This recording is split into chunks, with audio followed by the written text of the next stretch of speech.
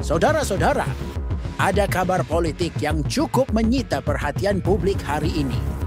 Presiden Prabowo Subianto akhirnya buka suara soal kasus korupsi yang menyeret nama Immanuel Ebenezer atau yang akrab dikenal dengan Noel, mantan Wakil Menteri Ketenagakerjaan.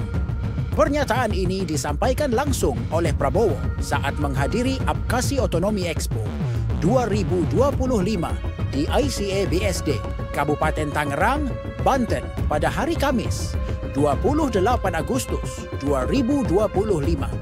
Awalnya, publik menduga Noel adalah kader resmi Partai Gerindra.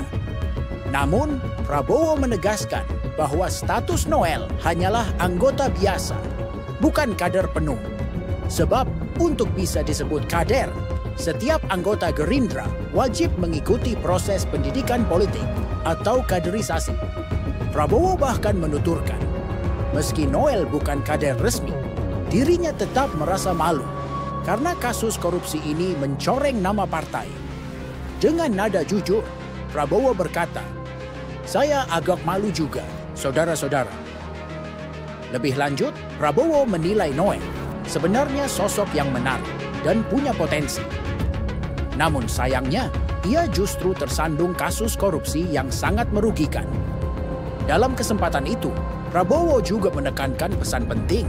Menurutnya, korupsi bukan hanya merugikan negara, tapi juga menghancurkan masa depan keluarga sang pelaku.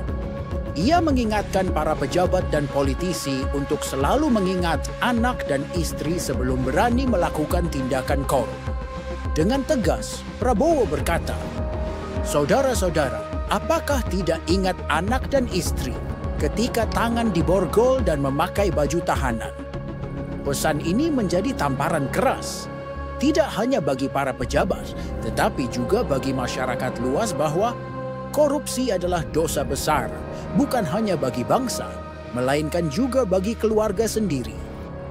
Kasus Noel ini sekaligus menjadi cermin bagaimana komitmen Prabowo untuk tidak melindungi siapapun yang terbukti melanggar hukum, bahkan meski terkait dengan Partai Gerindra sekalipun. Pertanyaannya, apakah sikap tegas Prabowo ini akan benar-benar mampu menjadi benteng kuat untuk memberantas korupsi di lingkaran kekuasaan? Dan apakah kasus Noel akan menjadi pembelajaran bagi politisi lain agar tidak terjerumus ke lubang yang sama? Kita tunggu kelanjutan proses hukum dan dampak politiknya dalam beberapa waktu ke depan. Yang jelas, publik kini menaruh harapan agar pemberantasan korupsi tidak hanya berhenti di kata-kata, tapi benar-benar diwujudkan dengan tindakan nyata.